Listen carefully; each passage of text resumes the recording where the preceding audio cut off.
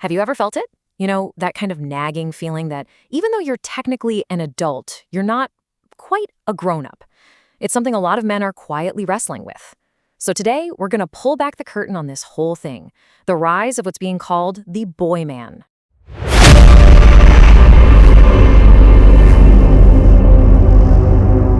So picture this, right? A guy in his 40s. He's got the job, the nice watch, the respectable title, all the boxes are ticked. But then a real crisis hits. A family emergency, a massive failure at work, and he just freezes.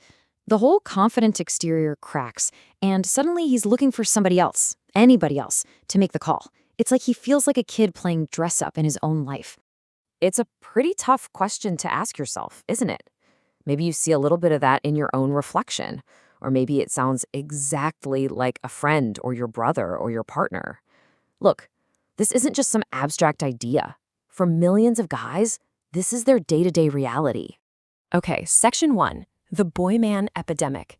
Because this isn't just a personal feeling. The numbers are painting a really stark picture of a full-blown crisis. So what is a boy man exactly? Well, it's a man who wears the suit of an adult, but deep down, he's still that kid in the mirror. The one who's always seeking comfort, running from conflict, and just can't seem to carry the real weight of responsibility that actually defines being an adult. And the consequences of all this pressure, they're absolutely devastating. The data from India is it's staggering.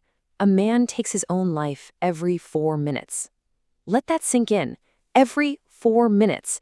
This is not just a number on a slide. It's a silent tragedy playing out over 350 times a day. So where is all this desperation coming from? Well, check this out.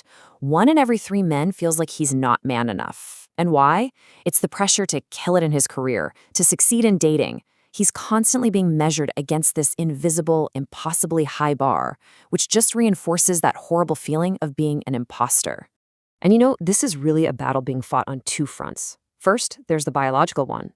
Testosterone levels in men have actually dropped by 20% in just the last few decades. But it's also social. A whopping 80% of men say they have no real, genuine safe space to talk about their struggles. So they're both chemically and socially isolated. This really does feel like a uniquely modern problem, doesn't it? So what happened? What were the fundamental support systems that past generations had that have just completely crumbled for men today? Section 2, where did the men go? The answer, weirdly enough, might be in the death of ritual.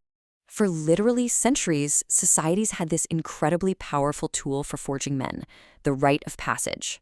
It was a trial by fire, It was designed to force a transformation. But today, that trial, it's been replaced by the soft glow of a screen, a routine built on comfort and just passivity. Think about what these rituals actually were. A boy would be completely torn from his comfort zone, forced to face real, primal fear, often all alone in nature. The psychological message couldn't be clearer, and it was profound. Your childhood is over. A man has to take its place. But the problem isn't just about society. It's also deeply personal. And it starts right inside the family home. One of the key sources we looked at points to this concept that's especially relevant in the Indian context, the father wound.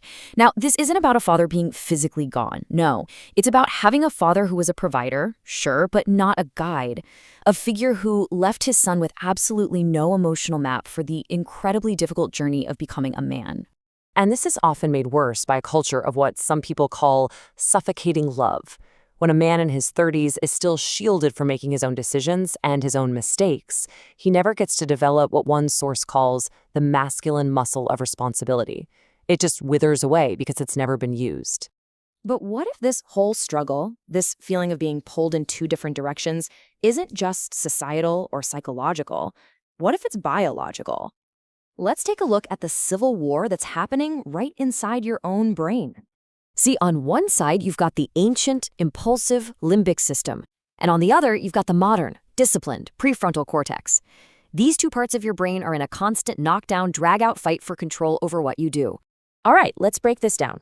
On one side, you have the limbic system. We can call that the impulsive child. It craves that instant dopamine hit from things like porn, junk food, social media, you name it. Then, on the other side, there's the prefrontal cortex. That's the commander. It thrives on things like purpose, discipline, and long-term thinking. Now, in the boy man's brain, the impulsive child has basically staged a coup and is running the whole show. So, if your inner child is at the wheel, how do you put the commander back in charge? Well, it's not about willpower, it's about training. The sources suggest a pretty simple 3-step training process. Okay, step 1, identify the impulse. Don't judge it, just notice it, that raw desire as it starts to bubble up. Step 2, activate the commander. This just means you consciously pause, take a breath, and get your thinking brain involved. And step 3, redirect. Take that raw energy and deliberately channel it toward a meaningful, long-term goal. And this is the ultimate alchemy, right? The goal isn't to kill your desires. It's to become a master of your own energy, to take that chaotic, impulsive fire and forge it into a focused beam of power that actually drives you forward. Which brings us to the core truth of this entire issue. Manhood isn't some destination you just arrive at because you've got older. It's not a participation trophy for surviving your teens. It's a state of mind. It's an internal battle you have to choose to fight and win every single day. So the final question isn't for me to answer. It's for you. As you go about your day today, take a look at your own decisions, the big ones and the small ones, and ask yourself, honestly, who is really in command?